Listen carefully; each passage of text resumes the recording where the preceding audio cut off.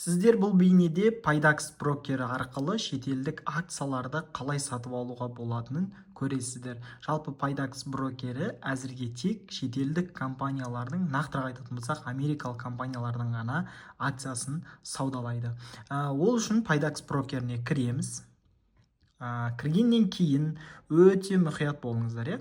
Кіргеннен кейін біздің қаражатымыз дәл қазір теңгемен тұр. Ал біз шетелдік компаниялардың акциясын тек доллармен ғана сатып ала аламыз. Яғни теңгемен біз шетелдік компаниялардың акциясын сатып ала алмаймыз. Тек қана доллармен сатып аламыз. Сол үшін бізге мынау тұрған теңгемізді долларға айырбастауымыз керек. Ол үшін конвертация дегенді, мына жерде тұр, конвертация дегенді, осыны басамыз. Басқаннан кейін біз қазір көрдіңіз бе, комбинацияны таңдаймыз. Теңгені долларға айырбастайын деп жатыр. Бізде бар сумма 994 теңге. Енді соны жазамыз.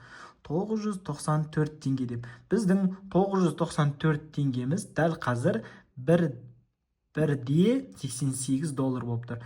Яғни мына жерде курс көрініп тұр, яғни 1 долларды 529 теңгеден саудалап жатыр. Аудару деген батырманы басамыз, сосын аудару дегенде тағы басамыз. Басқаннан кейін біздің сұранысымыз орындалды. Енді портфолиоға оралу деп басамыз. Яғни біздің жаңағы 994 теңгеміз 1,88 долларға айналып шыға келді. Енді біз қалай акция сатып аламыз? Ең бірінші осы әрекетті орындайсыз, яғни теңгеңізді долларға айырбастап аласыз. Одан кейін маркет дегенге өтеміз. Қағаздар мен инвесторларды іздеу деген жерге басамыз. Содан кейін мен қазір Nvidia компаниясының акциясын сатып алғалы жатырмын.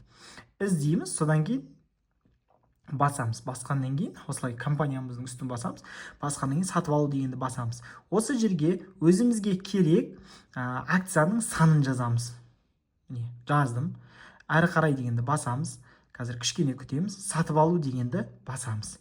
Сатып алу дегенді бастық. Яғни бізде қазір нарық орындалды. Сіздің бұйрығыңыз орындалды.